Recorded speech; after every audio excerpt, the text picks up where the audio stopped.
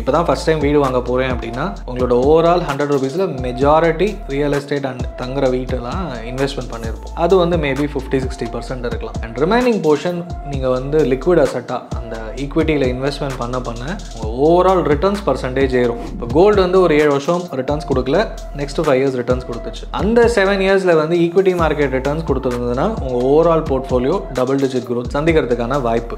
நீங்கள் ஏன் எல்லாத்தையும் ஸ்மால் கேப்பில் போடல, ஸோ தட் எனக்கு ரிட்டர்ன் ஜாஸ்தி வந்திருக்கும், உங்களால் தான் ரிட்டர்ன்ஸ் கம்மியாச்சு அப்படின்னும் போது அவருக்கு புரிய வைக்கிறதுக்குள்ளே ரொம்ப பாடுபட்டுட்டார். ஏன்னா 70 வயசில் கொஞ்சம் ரிட்டர்ன்ஸ்க்காக நம்ம ஈக்விட்டியில் போடலாம், மொத்தமாக ஸ்மால் கேப்பில் போட்டு மார்க்கெட் கரெக்ஷன் ஆகும்போது மொத்தமாக அடி வாங்கிறதுக்கான வாய்ப்புகள் ஸ்மால் கேப்பில் நடக்கலாம். ICICI Prudential mutual fund company பார்த்தீங்கன்னா 2002லேயே இதை லான்ச் பண்ணி போன வருஷம் 21 இயர்ஸ் கம்ப்ளீட் பண்ணதை செலிப்ரேட் பண்ணாங்க. இந்த ஃபண்ட் 21 இயர்ஸாக 21% ரிட்டர்ன்ஸ் கொடுத்துருக்காங்க. ஸோ இதே காலகட்டத்தில் கோல்டை கம்பேர் பண்ணால் 11% ரிட்டர்ன்ஸ் தான் வந்திருக்கு. ஆனால் கட்டுமானத்தின் வலிமை, கட்டிடங்களின் பாதுகாப்பு, ஸ்ரீ துர்கா டிஎம்டி கம்பிகள். நியூஸ் கஃபே நேயர்களுக்கு வணக்கம். நான் கணேசன் திரு, உங்கள் ஃபினான்ஷியல் எக்ஸ்பர்ட். நம்ம நிறைய விஷயங்கள் பர்சனல் ஃபினான்ஸ் ரிலேட்டடாக மியூச்சுவல் ஃபண்ட், ஷேர்ஸ், இதை பற்றியே நம்ம நிறைய யூடியூப்பில் தேடி பார்க்குறோம், படிக்கிறோம். பட் இதை தாண்டி வீடு வாங்கலாமா வேணாமா, அப்புறமா கோல்டு வாங்கலாமா வேணாமா, தங்க விலை ஏன் ஏறி இருக்குது, இந்த மாதிரி டாபிக்ஸ்லாம் பயங்கர இன்ட்ரெஸ்ட் காமிச்சு வீடியோ பார்த்துட்ருக்கோம். பட் இதை தாண்டி அசட் அலோகேஷன் அப்படின்றது எவ்வளோ முக்கியன்றது உங்களுக்கு தெரியணும். அதாவது அசட் அலோகேஷன்னா என்கிட்ட என்ன சொத்து இருக்குது, இப்போ கேஷாக வச்சுருக்கோம், அதுவும் ஒரு one type of asset, liquid அசட்னு சொல்லலாம். Physical asset, liquid asset. இதை தாண்டி என்கிட்ட எவ்வளோ கோல்டு, ரியல் எஸ்டேட், அதாவது லேண்ட்ஸோ இல்லைனா வீடு வச்சுருக்கீங்க, அதுக்கப்புறமா மியூச்சுவல் ஃபண்ட்ஸ், ஷேர்ஸு, இது எல்லாமே லிக்விட் அசட்ஸில் வந்துடும். இந்த மாதிரி ஃபிசிக்கல் ஃபினான்ஷியல் அசட்ஸ்னு சொல்லுவோம். இந்த மாதிரி அசட்ஸ் என்னென்ன இருக்குது, ஓவரால் கம்பைண்டாக என்னோட 100 ரூபாய் இருக்குன்னா எவ்வளோ பர்சன்டேஜ் கோல்டு, எவ்வளோ பர்சன்டேஜ் ரியல் எஸ்டேட், எவ்வளோ பர்சன்டேஜ் ஃபினான்ஷியல் அசட்ஸ், இந்த மியூச்சுவல் ஃபண்ட், ஷேர்ஸு, கேஷ், இதெல்லாம் சேர்த்து வச்சுருக்கேன் இப்படின்றது ஈக்விட்டி போர்ட்ஃபோலியோன்னு சொல்லலாம். அதை தாண்டி கேஷ், டெப்ட் எப்போ வேணால் எடுத்து செலவு பண்ணக்கூடிய லெவலில் இருக்குது. இந்த மாதிரி நீங்கள் கிளியராக பிரித்து வச்சுருந்தீங்கன்னா நீங்கள் வந்து பயப்படாமல் இருக்கலாம். ஏன்னா ஈக்விட்டி வந்து லாங் டேர்ம், ரியல் எஸ்டேட்டும் லாங் டேர்ம், கேஷ் எவ்வளோ நாளைக்கு வச்சுக்க போகிறேன், அண்ட் கோல்டு வந்து எவ்வளோ பர்சன்டேஜ் ஹெட்ஜிங், ஓவரால் போர்ட்ஃபோலியோ ஹெட்ஜிங்காக அப்படின்றதையும் சொல்லுவோம். ஸோ கோல்டு வந்து ஜென்ரலாக 10-15% ஆஃப் யுவர் என்டையர் போர்ட்ஃபோலியோ. என்கிட்ட ஒரு 100 ரூபீஸ் இருக்குன்னா ஒரு 15 ரூபீஸ் வரைக்கும் நான் கோல்டு வச்சுக்கிறதுக்கு சரியான லெவலில் இருக்கும் அப்படின்னு சொல்லலாம்.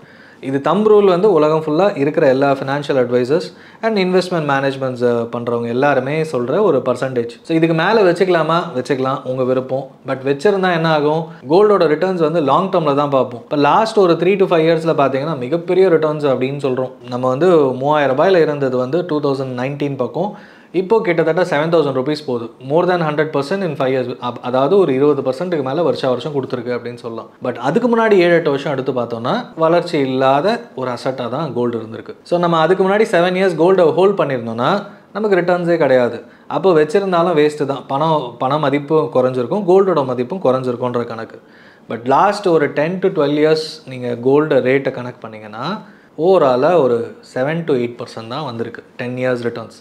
இதை வந்து மியூச்சுவல் ஃபண்ட்லேயும் கோல்டு மியூச்சுவல் ஃபண்ட் இருக்குது, அதில் போட்டிருந்தாலும் நீங்கள் ஆவரேஜ் ரிட்டர்ன்ஸ் லாஸ்ட் 10 இயர்ஸில் பார்த்தீங்கன்னா 7.5 to 7.8% அந்த அளவு தான் வளர்ந்துருக்கு அப்படின்னு சொல்லலாம். ஸோ அப்போ நான் கோல்டில் வந்து ஒரு 7 வருஷம் சும்மாவே இருக்கேன் அப்படின்னா எனக்கு ரிட்டர்ன்ஸ் கிடையாது.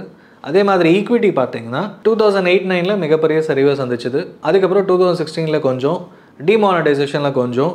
இந்த ஈக்விட்டி மார்க்கெட், ஸ்டாக் மார்க்கெட்டை பொறுத்த வரைக்கும் குறையிற டைமில் வந்து இப்போ கோல்டு வந்து குறையுது அப்படின்னா நம்ம விற்க மாட்டோம். அந்த 7 வருஷம் நம்ம வந்து கோல்டு விற்க மாட்டோம். ப்ரைஸ் ஏறவே இல்லை, அதே 3000 ரூபீஸ் தான். 4 வருஷம் கழிச்சு போய் கடையில் கேட்டாலும் அதே ரேட்டு தான், நம்ம டிவியில் பார்த்தாலும் அதே ரேட்டு தான். பட் ஈக்விட்டியை பொறுத்த வரைக்கும் ஒரே நாளில் வந்து ஒரு 5% கரெக்ஷன், 10% கரெக்ஷன் ஒரு ஸ்டாக்லேயோ ஓவரால் ஸ்டாக் மார்க்கெட் நடக்குது அப்படின்னா பயந்து போய் நம்ம வித்துடுறோம். அது பண்ணாமல் இருந்தீங்கன்னா எப்பெல்லாம் குறையுதோ, இப்போ கோல்டு விலை குறைஞ்சதுன்னா வாங்குறதுக்கு ரெடியாக இருப்போம். லாஸ்ட் ஒரு 1 இயரில் ஒரு 20% கோல்டு ஏறிச்சு. இப்போது உங்கள் சர்க்கிள் எல்லாரையும் அப்புறம் யூடியூப்ல எல்லாத்துலேயும் பார்த்தீங்கன்னா கோல்டு இப்போ வாங்க சரியான தருணமா, இன்னும் ஒரு குறையுமா ஏறுமா, இதே டாபிக்ஸ் தான் பேசிகிட்டு இருக்கோம். பட் ஏறின பிறகு குறைஞ்சா வாங்கினாலும் ஒரு 5% குறையும், அதுக்கு மேலே கீழே குறைய பொறுத்து கிடையாது. அப்போது ஏறின ப்ரைஸு இப்போ நீங்கள் அண்ணா நகரில் போய் வீடு வாங்குறதுக்கு சமம் இப்போ கோல்டில் இன்வெஸ்ட்மெண்ட் பண்ணுறதுக்கு. ஸோ ஏன்னா ஏறிடுச்சு. ஸோ நெக்ஸ்ட்டு ஒரு 1 இயர்க்குள்ளே நீங்கள் அக்யூமுலேட் பண்ணுறதுக்கு பையிங் ஜோனில் வருமா, ஏறின ப்ரைஸை எனக்கு போதும் நான் வாங்க போகிறேன்னு நினச்சி வாங்குறது. ஸோ இந்த மாதிரி எல்லா அசட் கிளாஸ்க்கும் ஒரு பையிங் ஜோன் இருக்கும், என்ட்ரி அண்ட் எக்ஸிட் எல்லாமே இருக்கும். இப்போது நான் எவ்வளோ அசட் வந்து கோல்டு வந்து 10 to 15% சொல்லிட்டோம். ரியல் எஸ்டேட் நம்ம வந்து யூஸ்வலாகவே இப்போ தான் ஃபஸ்ட் டைம் வீடு வாங்க போகிறேன் அப்படின்னா உங்களோட ஓவரால் 100 ரூபீஸில் மெஜாரிட்டி ரியல் எஸ்டேட் அண்ட் தங்குற வீட்டெல்லாம் இன்வெஸ்ட்மெண்ட் பண்ணியிருப்போம். அது வந்து மேபி 50-60% இருக்கலாம். அண்ட் ரிமைனிங் போர்ஷன் நீங்கள் வந்து லிக்விட் அசட்டாக அந்த ஈக்விட்டியில் இன்வெஸ்ட்மெண்ட் பண்ண உங்கள் ஓவரால் ரிட்டர்ன்ஸ் பர்சன்டேஜ் ஏறும். இப்போ கோல்டு வந்து ஒரு 7 வருஷம் ரிட்டர்ன்ஸ் கொடுக்கல, நெக்ஸ்ட் 5 இயர்ஸ் ரிட்டர்ன்ஸ் கொடுத்துச்சு. அந்த 7 இயர்ஸில் வந்து ஈக்விட்டி மார்க்கெட் ரிட்டர்ன்ஸ் கொடுத்துருந்ததுன்னா உங்கள் overall portfolio double digit growth சந்திக்கிறதுக்கான வாய்ப்பு. இப்போ லாஸ்ட் 6 மந்த்ஸில் பார்த்தீங்கன்னா கோல்டும் ஏறிச்சு, ஈக்விட்டியும் ஏறிச்சு.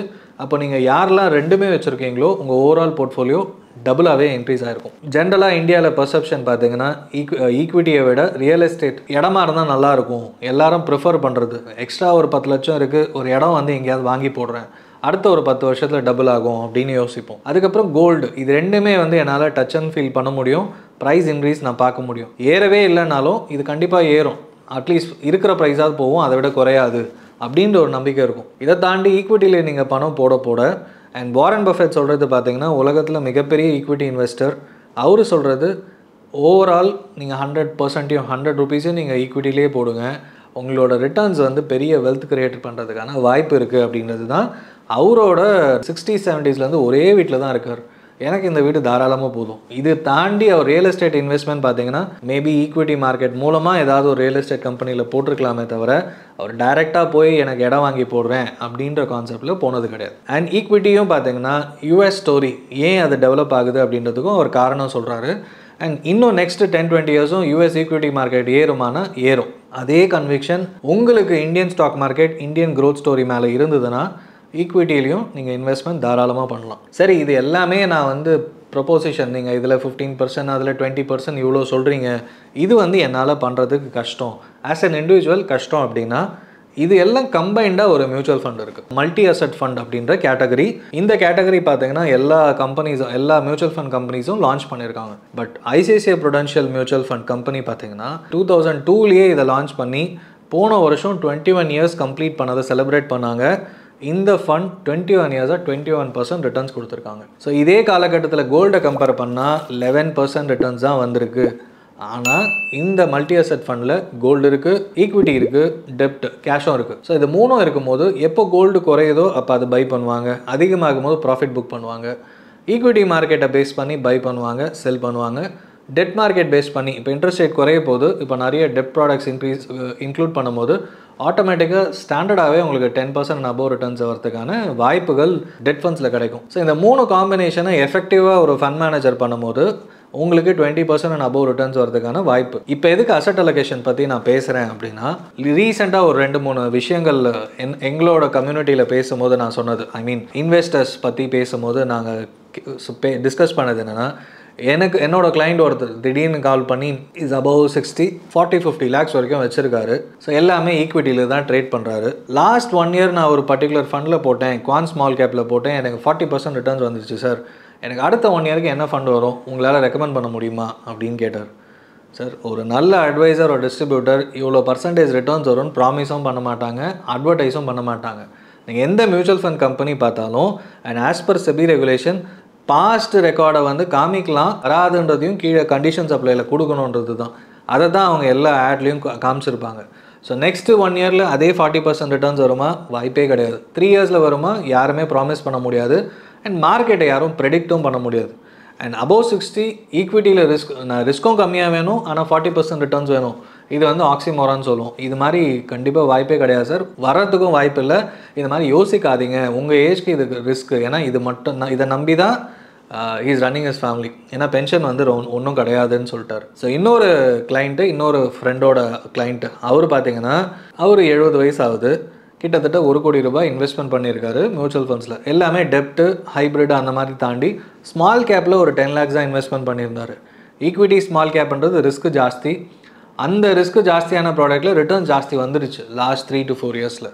அப்போ வந்து எங்கள் ஃப்ரெண்டு கிட்ட கம்ப்ளைண்ட் பண்ணுறது என்னென்னா, நீங்கள் ஏன் எல்லாத்தையும் ஸ்மால் கேப்பில் போடல, ஸோ தட் எனக்கு ரிட்டர்ன் ஜாஸ்தி வந்திருக்கும், உங்களால் தான் ரிட்டர்ன்ஸ் கம்மியாச்சு அப்படின்னும் போது அவருக்கு புரிய வைக்கிறதுக்குள்ளே ரொம்ப பாடுபட்டுட்டார். ஏன்னா 70 வயசில் கொஞ்சம் ரிட்டர்ன்ஸ்க்காக நம்ம ஈக்விட்டியில் போடலாம், மொத்தமாக ஸ்மால் கேப்பில் போட்டு மார்க்கெட் கரெக்ஷன் ஆகும்போது மொத்தமாக அடி வாங்கிறதுக்கான வாய்ப்புகள் ஸ்மால் கேப்பில் நடக்கலாம்.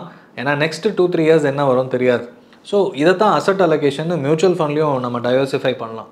மல்டி அசெட் கொஞ்சம், பேலன்ஸ் அட்வான்டேஜ் அண்ட் பியூர் ஈக்விட்டியில் ஸ்மால் அண்ட் மிட் கேப் அந்த மாதிரி. ஸோ இப்படி பிரித்து மியூச்சுவல் ஃபண்ட்லேயும் நீங்கள் கரெக்டாக அசெட் அலோகேட் பண்ணிங்கன்னா அதுக்குன்னு ஓவர் டைவர்சிஃபிகேஷன் பண்ணக்கூடாது. மல்டி அசெட் ஃபண்ட் மாதிரி ICICI Pru multi asset fund மாதிரி டாட்டாவில் இருக்குது, ஆக்சிஸில் இருக்குது, எல்லாத்துலேயுமே இருக்குது. ஸோ நீங்கள் ஸ்ப்ளிட் பண்ணி இன்வெஸ்ட்மெண்ட் பண்ணும்போது ஆட்டோமேட்டிக்காக உங்கள் ரிஸ்க்கு மிகப்பெரிய அளவில் குறையுது. ஈக்விட்டியே 40 கம்பெனியில் ரிஸ்க்கு குறையுதுன்னு சொல்கிறோம். பட் ஆனால் மல்டி அசெட் ஃபண்டில் ஈக்விட்டியும் இருக்குது, கோல்டும் இருக்குது, டெப்ட்டும் இருக்குது அண்ட் கமோடிட்டியும் இன்க்ளூட் பண்ணலான்னு இருக்குது. REIT ரியல் எஸ்டேட் இன்வெஸ்ட்மெண்ட் ட்ரஸ்ட்டும் ஒரு 5 to 10% போடலான்னு இருக்குது. ஸோ இத்தனை அசெட் கிளாஸ் கம்பைண்டாக ஒரு மல்டி அசெட் ஃபண்டுன்ற ஒரு ஹைப்ரிட் கேட்டகரி இருக்கும்போது அதை நீங்கள் எஃபெக்டிவாக யூட்டிலைஸ் பண்ணிக்கலாம். So overall from investment point of view asset allocation உங்கள் ஓவரால் இன்வெஸ்ட்மெண்ட்ஸ் நீங்கள் எவ்வளோ சேர்த்து வச்சுருக்கீங்களோ அதில் இருக்கான்னு பாருங்கள். மொத்தமாக ஒன்றுத்துலேயே போட்டிங்கன்னா அந்த ரியல் எஸ்டேட் இடம் வளராட்டி உங்கள் பணம் காலி. அந்த ஈக்விட்டி ஸ்டாக்கு குறைஞ்சதுன்னா ஸ்டாக் மார்க்கெட்லேயும் ரிட்டர்ன் 0 ஆகிடும். ஸோ ஸ்ப்ளிட் பண்ணி stocks, mutual funds, real estate இந்த மாதிரி பிரித்து கரெக்டாக வச்சுக்கிறதுக்கு தான் ஒரு அட்வைசர் ஒரு டிஸ்ட்ரிபியூட்டர் தேவைப்படுது. அண்ட் எமோஷ்னலாக நீங்கள் நான் எல்லாத்தையும் ஸ்மால் கேப்பில் போடுறேன், எல்லாத்தையும் ஸ்டாக்கில் போடுறேன்னு யோசிக்கும் போது இல்லை, நீங்கள் இப்படி பண்ணிங்கன்னா உங்களோட ரிட்டர்ன்ஸ், உங்களோட ஃப்யூச்சர் ஃபினான்ஷியல் கோல்ஸ் அச்சீவ் பண்ணுறதுக்கு ஹெல்ப்ஃபுல்லாக இருக்கும் அப்படின்னு சொல்கிறது தான் ஒரு அட்வைசரோட வேலை. ப்ராப்பரான ஒரு அட்வைசரை ரீச் பண்ணுங்கள். உங்களோட அசெட் அலோகேஷன் எப்படி இருக்கிறது அப்படின்றதையும் பாருங்கள். அண்ட் லோன்ஸ் இருந்ததுன்னா அதையும் குறைச்சிட்டு ஓவரால் போர்ட்ஃபோலியோ எப்படி இருக்குது அப்படின்றதையும் பாருங்கள். அண்ட் ஃபைனலாக 2 அசெட் அலோகேஷன் ஸ்ட்ராட்டஜி ஃபாலோ பண்ணலாம். ஒன்று ஸ்ட்ராட்டஜிக் அசெட் அலோகேஷன் சொல்லலாம். அதாவது எனக்கு ஈக்விட்டி என்ன இருந்தாலும் 30% மேலே போகக்கூடாது அப்படின்னா ஈக்விட்டி இன்வெஸ்ட்மெண்ட்ஸ் இந்த அளவுக்கு ஓவரால் வருஷம் எவ்வளோ இன்வெஸ்ட்மெண்ட் பண்ண போகிறீங்களோ 30% ஈக்விட்டி, 20% கோல்டு, மீதி 50% டெப்ட் ப்ராடக்ட்ஸ் அப்படின்னு பிரித்து நீங்கள் இன்வெஸ்ட்மெண்ட் பண்ணலாம். இந்த ஸ்ட்ராட்டஜி படி இயர் அண்ட் முடிவில் ஏப்ரல் டு மார்ச் கனெக்ட் பண்ணுறீங்கன்னா நெக்ஸ்ட் மார்ச் முடியும் போது ஃபினான்ஷியல் இயர் முடிஞ்ச உடனே ஒர்க் அவுட் பண்ணி ஈக்விட்டி ரிட்டர்ன் ஜாஸ்தி ஆச்சுன்னா அதில் இருக்கிறத எடுத்து டெப்ட்லேயோ அண்ட் கோல்டுலேயோ நீங்கள் மாற்றி போடலாம். கோல்டில் ரிட்டர்ன் ஜாஸ்தி ஆச்சுன்னா அதிலிருந்து மாற்றி போடலாம். விச் மீன்ஸ் உங்கள் அசெட் கிளியராக கோல்டு, ஈக்விட்டி, ரியல் எஸ்டேட், இந்த டெப்ட் இதில் மாறி கரெக்டாக இருக்கும். இது ஸ்ட்ராட்டஜிக் அசெட் அலோகேஷன். இன்னொன்று டாக்டிக்கல் அசெட் அலோகேஷன். டாக்டிக்கல்னா இப்போ எனக்கு கோல்டு இன்க்ரீஸ் ஆகணும்னு தோணுதுன்னும் போது என்டர் ஆகலாம். 6 to 12 months வெயிட் பண்ணி ரிட்டர்ன் ஜாஸ்தி ஆகும்போது ப்ராஃபிட் புக் பண்ணிட்டு எக்ஸிட் ஆகிறது. இது டாக்டிக்கல். ஈக்விட்டி மார்க்கெட் இப்போ மிகப்பெரிய சரிவை சந்திச்சிருக்கு, இதுதான் சரியான என்ட்ரி ஆகிற தருணம் அப்படின்னு உங்களுக்கு தெரிஞ்சதுன்னா அந்த டைம் லைனை நீங்கள் கேப்சர் பண்ணி ஈக்விட்டியில் பல்காக இன்வெஸ்ட்மெண்ட் பண்ணலாம். ஓவரால் இருக்கிற கோல்டு, டெப்ட் எல்லாத்தையும் எடுத்து ஸ்டாக்கில் போட்டு நெக்ஸ்ட் 1 year or 2 yearsக்குள்ளே நல்ல ப்ராஃபிட் பார்த்து புக் பண்ணிவிட்டு திருப்பி மாற்றுறது. இதுக்கு நீங்கள் நிறைய விஷயங்கள் தெரிஞ்சு எல்லாத்தையும் கிராஸ் பண்ணி அதுக்கப்புறம் தான் இந்த டாக்டிக்கல் அசெட் அலோகேஷனும் ஃபாலோ பண்ண முடியும். இந்த டாக்டிக்கல் அசெட் அலோகேஷனை ஸ்டாக்ஸ்லையுமே பண்ணலாம். இந்த செக்டார் நெக்ஸ்ட் 6 monthsக்கு ஒர்க் அவுட் ஆகிறது வாய்ப்பு இருக்குன்னு தெரிஞ்சதுன்னா அதில் ஃபுல் மணி போட்டு ப்ராஃபிட் பண்ணி அடுத்த செக்டார் மாற்றலாம். ஸோ இது டாக்டிக்கல். ஏன்னா டாக்டிக்கல் கால்ஸ் ரெகுலராக 3 to 6 months ஒன்ஸ். இது இயர்லி ரிவ்யூ பண்ண மாட்டீங்க. ஒன்ஸ் இன் எவ்ரி மந்த்தோ இல்லை ஒன்ஸ் இன் 3 monthsோ டாக்டிக்கல் கால்ஸ் எடுத்து அதுக்கேற்ற மாதிரி உங்கள் பணத்தை மூவ் பண்ணிகிட்டே இருப்பீங்க. ஸோ இந்த அசெட் அலோகேஷன் ஓவரால் பற்றி உங்களுக்கு இப்போ புரிஞ்சிருக்கும்னு நினைக்கிறேன். ஏதாவது டவுட் அசெட் அலோகேஷன் பற்றியோ எதில் போடலாம் அப்படின்னோ இருந்ததுன்னா கமெண்ட் பண்ணுங்கள். Will be happy to answer. இந்த வீடியோ உங்களுக்கு பிடிச்சிருந்தா லைக் பண்ணுங்க, ஷேர் பண்ணுங்க, கமெண்ட் பண்ணுங்க. மறக்காம பெல் பட்டனை கிளிக் பண்ணிட்டு சப்ஸ்கிரைப் பண்ணிடுங்க.